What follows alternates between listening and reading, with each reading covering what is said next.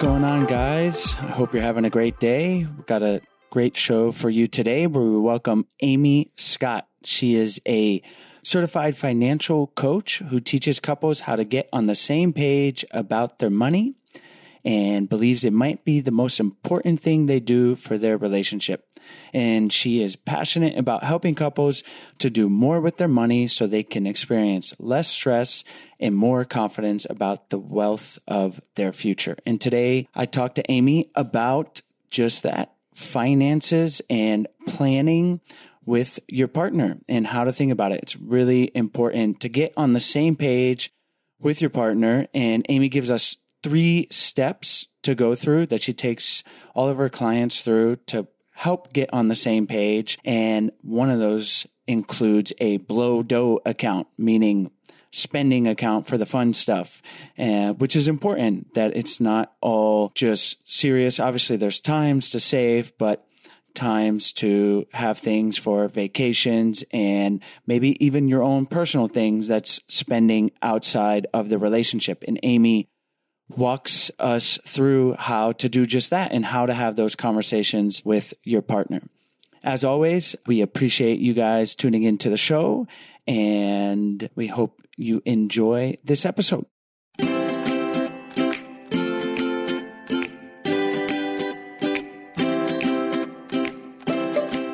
Hi, Amy. Thanks for joining the show today. Thanks so much for having me, Chase. Today, we're going to talk about finances, and we've had several shows in the past, but it's been a while, over half a year since we talked about it. And it's an area that some therapists say is one of the most troublesome areas in a long-term relationship, that is finances. So it's certainly important to talk about. So why don't we start with having you tell our listeners why you enjoy helping couples navigate finances, and then maybe some of the biggest things to look out for, and we'll talk about how we can do it better. Okay, great. So why I enjoy it? That's a good question. I think because really with my own personal experience, what my husband and I went through early on in our marriage with 2 very young kids and me wanting to take some time off from work and not having the income coming in from just my husband's job for me to be able to do that. So that was real. That was about 10 years ago. And finances was not my background, actually. I worked in public health, but it was that pinpoint in our marriage when I felt like there was something I wanted to be able to do, which is to be able to take some time off with our kids. And having these 2 young boys, honestly, being incredibly exhausted, having anxiety about going back to work and feeling like that was not an option for me. So it was during that time that I said, how can we make this an option? How can I maybe take 3 to 6 months off? That I got really interested in the subject of personal finances and started digging in deep and finding a way for us, for our family, for me to be able to take that time off. And over the few years after that, I realized that there was a way that I enjoyed budgeting and saw numbers and was able to talk to couples about it that others didn't necessarily come easy in their marriages. And I saw all the things that were becoming available to my husband, Mick, and I.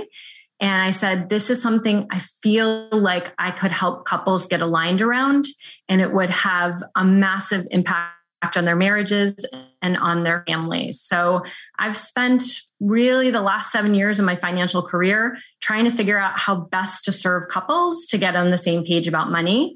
And I think what's really interesting to me about it is when they are able to, the results are exponential, and things that they find that they wanted for themselves or in their marriage that they didn't think were possible become possible when they get aligned around money. So let's talk about getting on the same page with our partner when it comes to money. How do we begin that process? Well, I'm not going to say to immediately sit down and start budgeting and looking at numbers with each other, Chase. I actually think that the first piece is to start with being curious. A lot of times in my experience, definitely in my marriage and with couples that I work with, whether they're married or not, but share finances, there are underlying beliefs, expectations, attitudes about money that haven't necessarily come to the surface in the marriage. or in the partnership. So I think the first step in all relationships is to be curious. Start to sit down and have a conversation about money before you take out all the numbers and say, well, why did we spend this? And how can we cut back? Or how can we have this? Start with a conversation. And I like to say, as much as you can without judgment or criticism, to understand how your spouse or partner thinks about money. So that's the first step to really, I don't know, in my experience, sometimes when I have conversations with my husband and we've been married for 15 years, I feel like I know what he's going to say, or I know what his perspective is going to be. So it's an ongoing process for me. And I find with the clients that I work with to listen without that judgment, without that criticism, take a step back and try to understand things like, what messages did you hear about money growing up, for example? And sit back and try to get an understanding of where your partner's coming from and how they may have learned about money differently from their parents, peers, colleagues, etc. And then another question I would have, I don't want to throw too many questions, but the next question I would have is there anything that you want to do, but you don't feel like we have enough money to do it, so you don't even bring up that conversation? That often elicits a lot of responses around maybe something that the spouse or partner wants in the relationship that they haven't necessarily voiced yet with their partner. So let's talk about how we look at money. Obviously, everyone has different family backgrounds and it can get really complicated. But when I think about money and different people's perspective around money, I think about savers and spenders. Is that accurate? And would that be a simple way for us to break it down and maybe talk about what to do if our partner's a saver and I'm a spender, or vice versa? Yeah, I think that's often, I think it's true that opposites attract. So I think you could have somebody who's more of a saver and somebody who's more of a spender in a relationship. What I actually find a lot is somebody in a relationship who is more interested in the numbers. And that tends to be the person who is the saver more potentially, but somebody who, is interested in looking at the numbers, looks at the bank account, sees what's coming in and out. And the other person, again, maybe more the spender, but maybe is somebody who isn't necessarily interested in looking at those numbers, avoids conversations around money, isn't really clear what the PIN is to the bank account or looking at those numbers. And I think that's what can often cause tension inside of a couple. So there is that spender versus saver, but there's this other piece of one person who has their head in those, the bills, knows what's going in and out for that.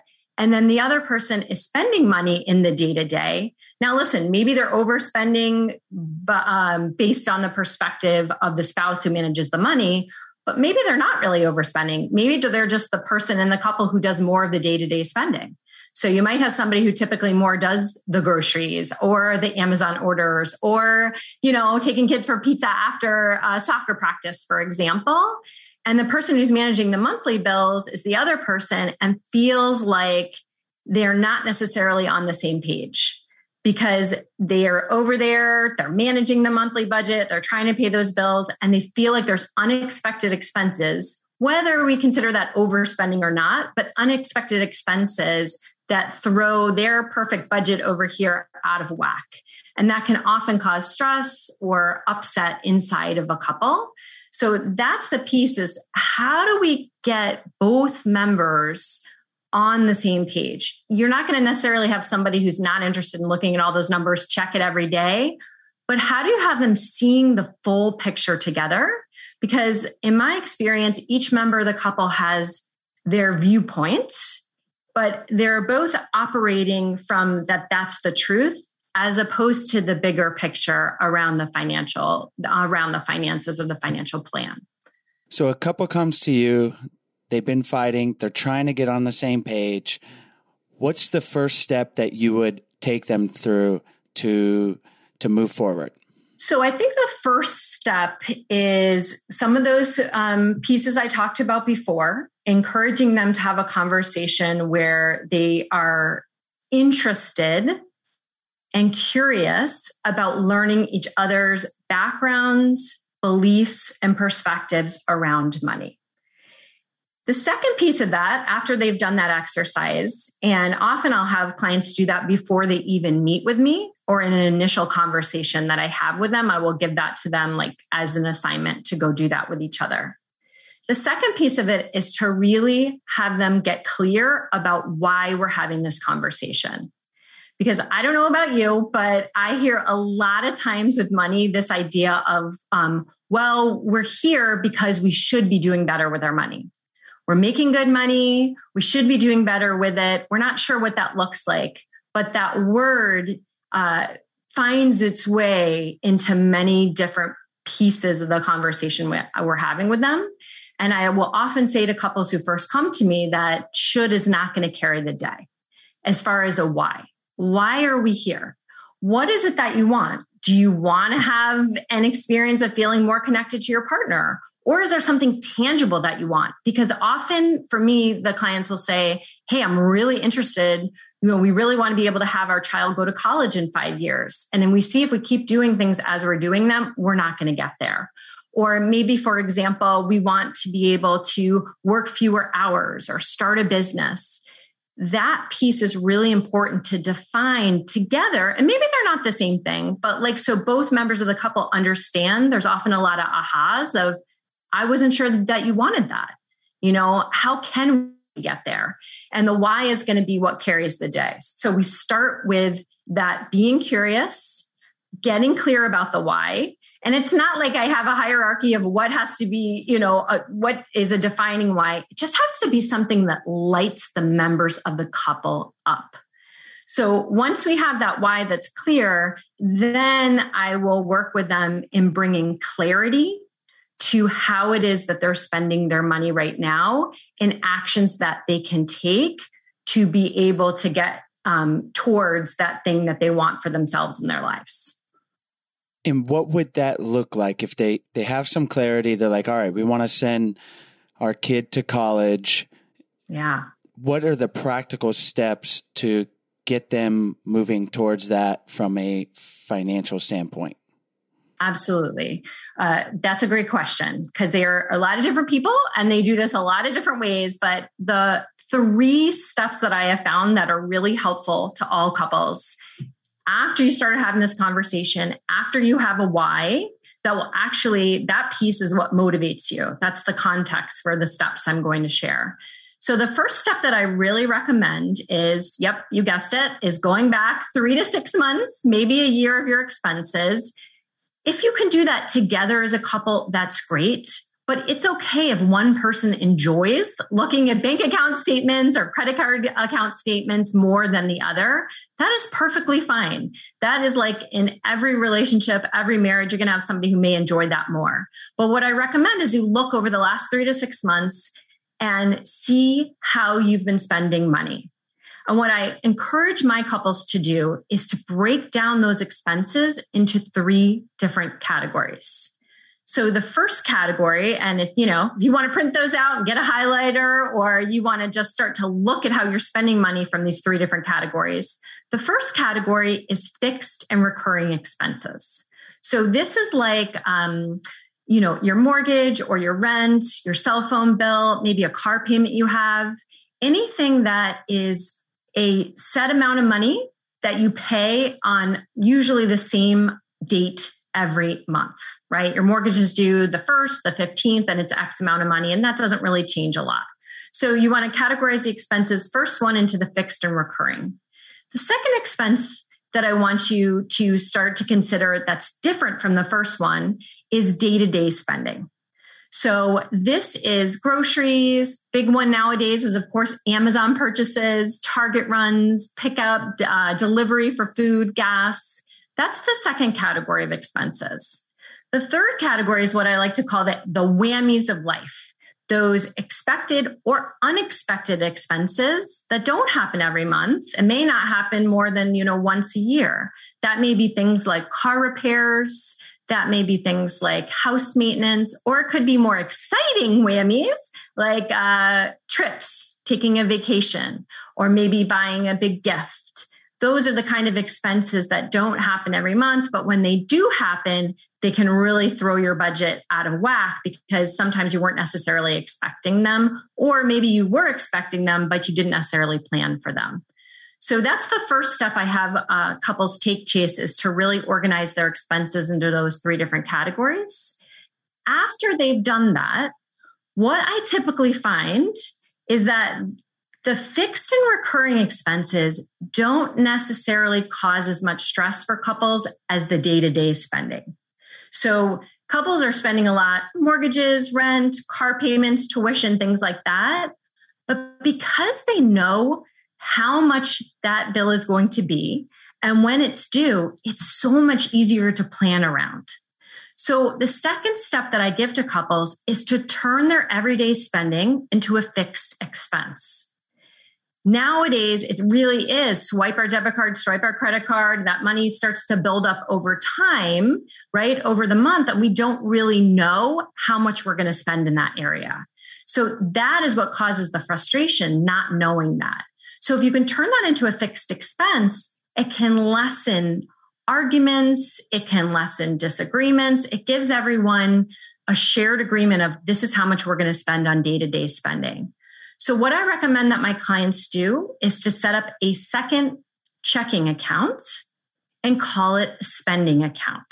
So it can be at the same bank if you want to, where you have your bill account, for example, and then look over the last 3 to 6 months and see how much are we spending? How much are we spending on groceries, gas, Amazon, etc., all that swiping debit card, credit card expenses.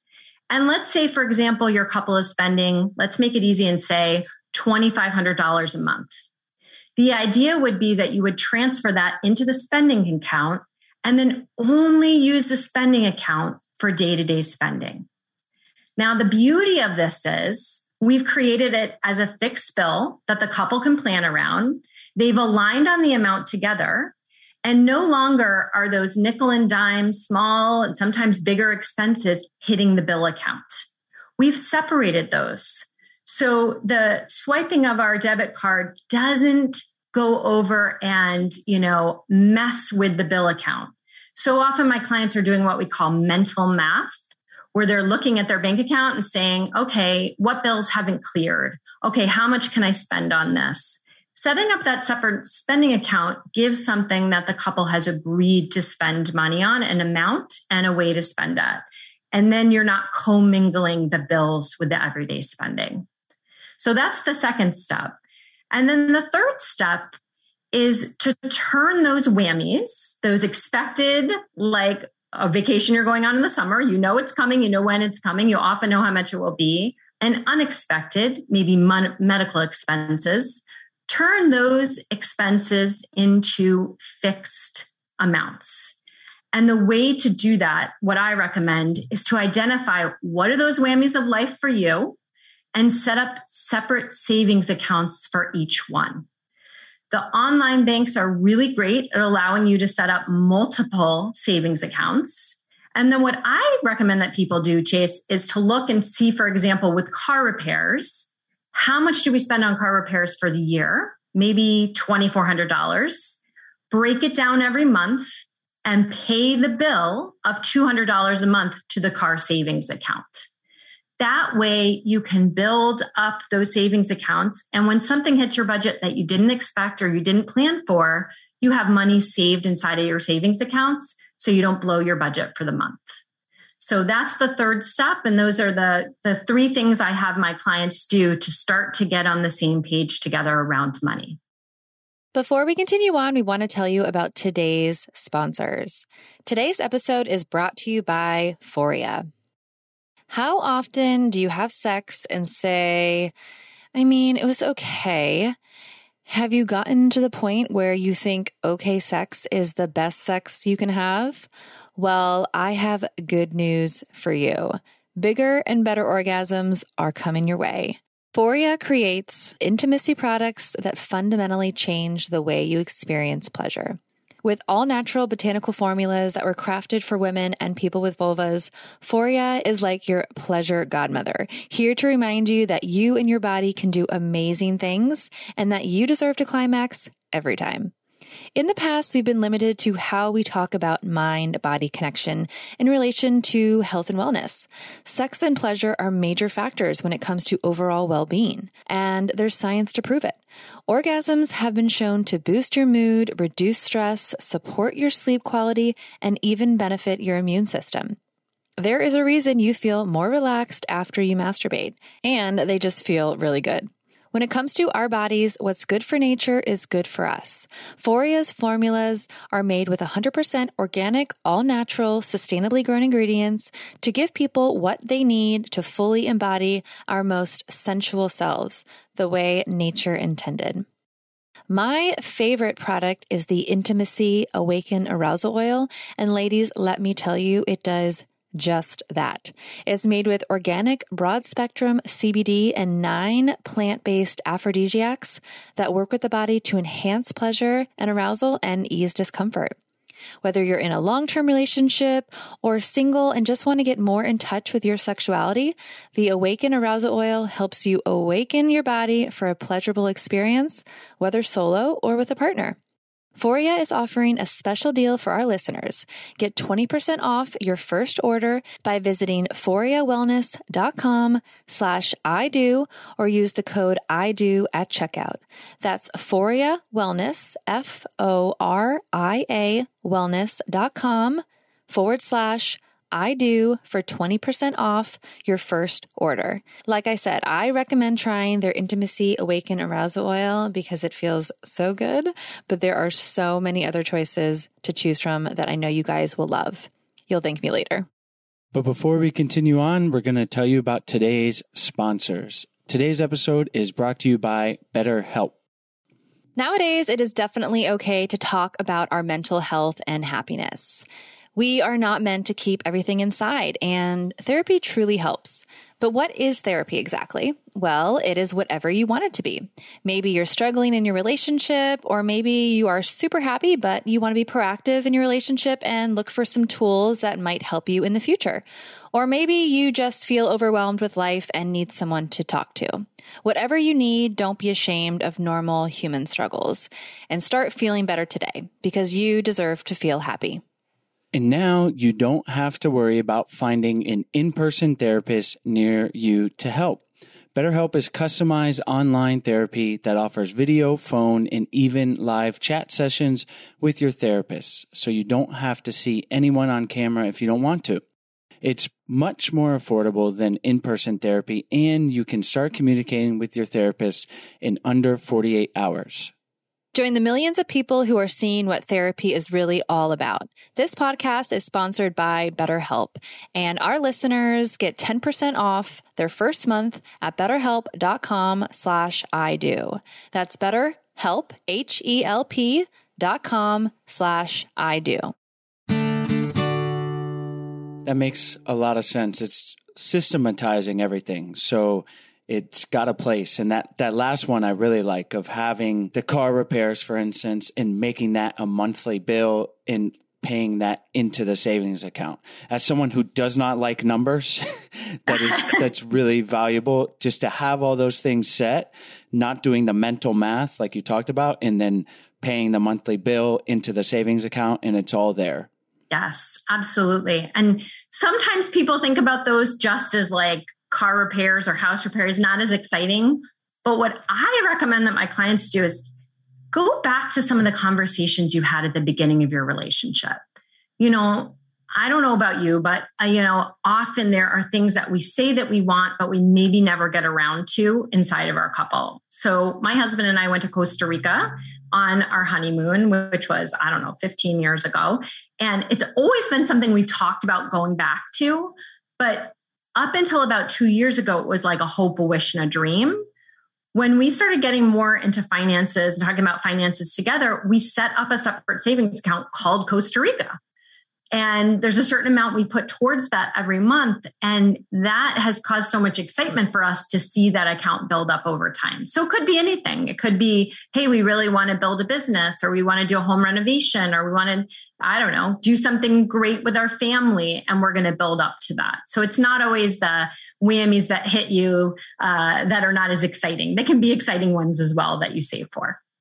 So you're walking a couple through these 3 steps, and let's say for the unexpected / expected being a trip, there's some disagreement. Let's say instead of a trip, it's I want a new barbecue grill, and the partner disagrees and they're like, we don't need that. Or, yeah, we kind of have the money, but let's spend it on a trip. Obviously, these things are going to come up.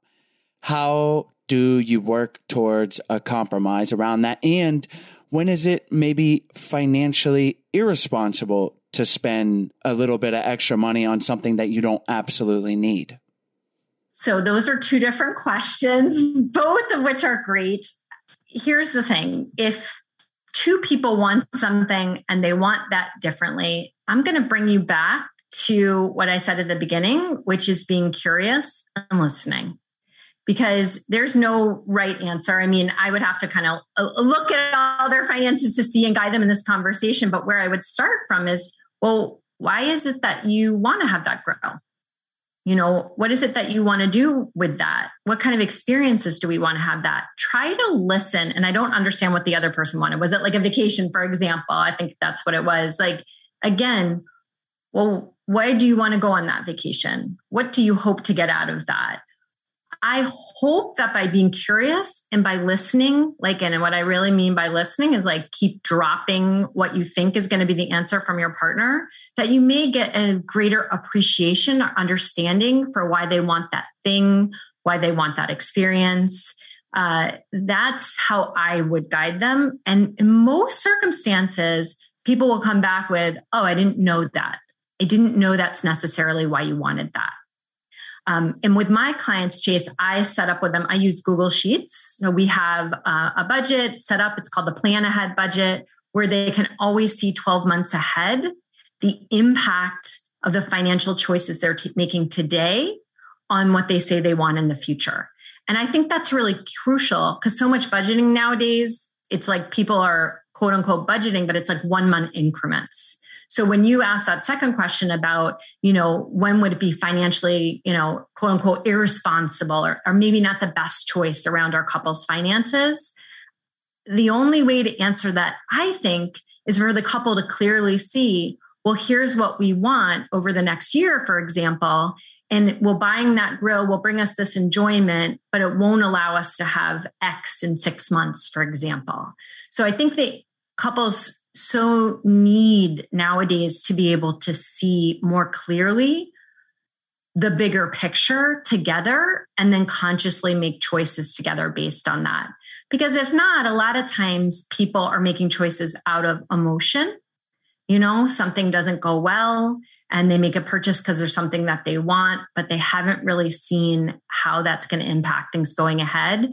And I think that causes stress, anxiety, disagreements inside of the couple. So you've walked a couple through the 3 steps and they have a plan. What's next? Are you talking about retirement savings, dreams?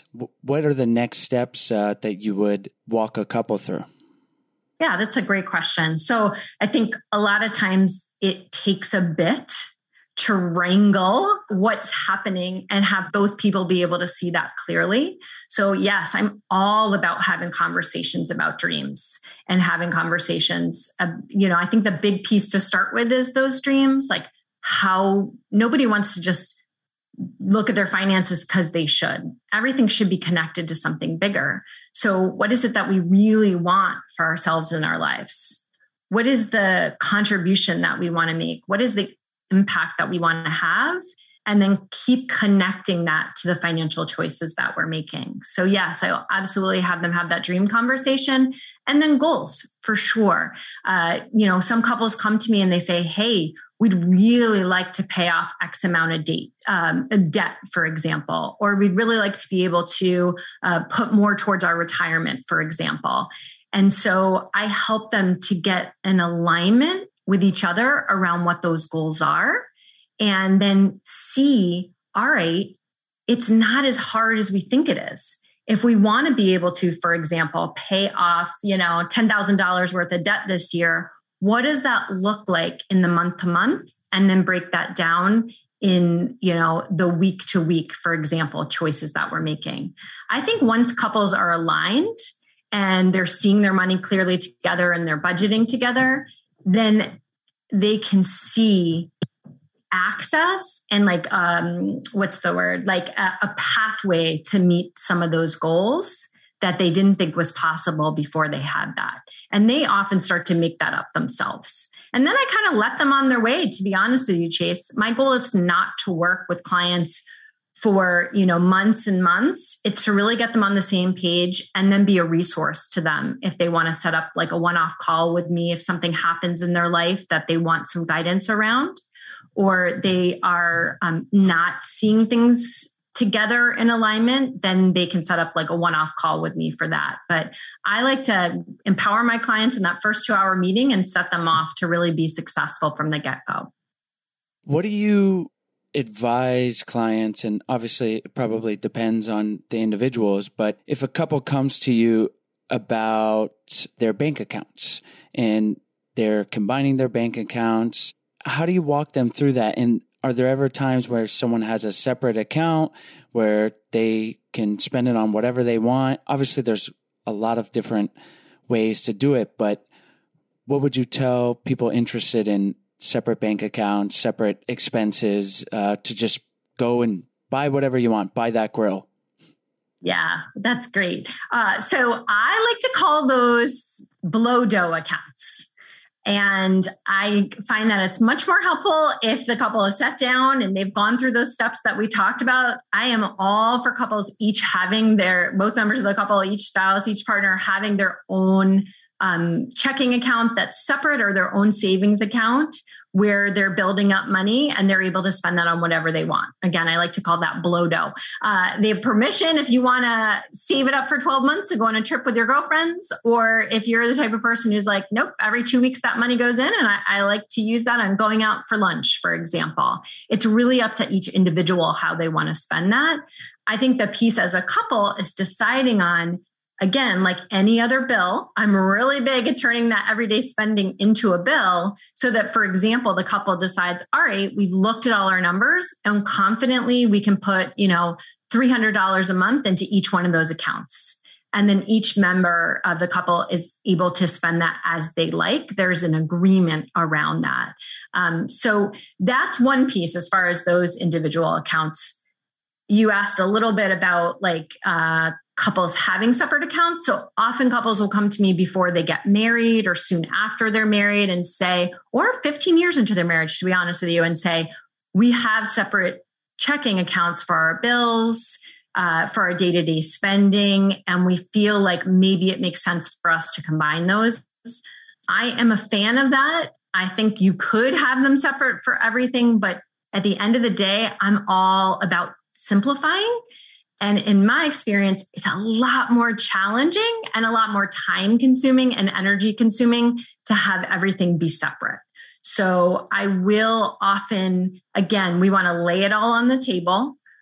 If we're going to combine those accounts, we need clarity around what's coming in as far as income and what's going out as far as expenses, and then find a way to merge those together so that you have one combined bill account, one combined spending account, and you really are able to see together what's happening around your money. Because if not, again, you're just operating inside of a silo and you don't have a full piece. It's like going to do a puzzle and you know that some of the pieces are missing in the puzzle, but you can't put your finger on what those pieces are. You're not sure what those pieces are. When you combine your finances and can see the full picture, it's like fitting together another puzzle piece and bringing clarity to the overall financial picture. Blow dough account sounds fun. Lots of money in the blow dough account. Yes. Well, Amy, you've given us a great foundation to think about finances, both individually and with our partners. Are there any things that we skipped over or that you want to emphasize before we wrap up? I don't think we skipped over anything. I mean, this is a big topic. There's a lot to cover, but I would reiterate to any of your listeners that I think the first step in all of this is bringing curiosity and, as much as you can, judgment-free listening to try to understand how your spouse thinks about money and try to get an appreciation of where they're coming from and why they make some of the decisions that they make. And then hopefully they will give you that same type of listening, and you can have a better understanding of where each other are coming from, because I think you'll be much more successful in your budgeting efforts and on saving and paying down debt and whatever is important to you if you have a greater appreciation of how they look at money. Well, that's a great place to wrap up, Amy. Can you tell our listeners where they can find you online, and then we'll say goodbye? Sure. You can find me on my website, which is amyscottcoaching.com, or you can find me on my social platforms, which is Instagram or Facebook at Amy Scott Financial Coaching. Awesome. Our listeners can find all the links from today's show, including your website at idopodcast.com. And thanks for coming on the show, Amy. Thanks so much for having me.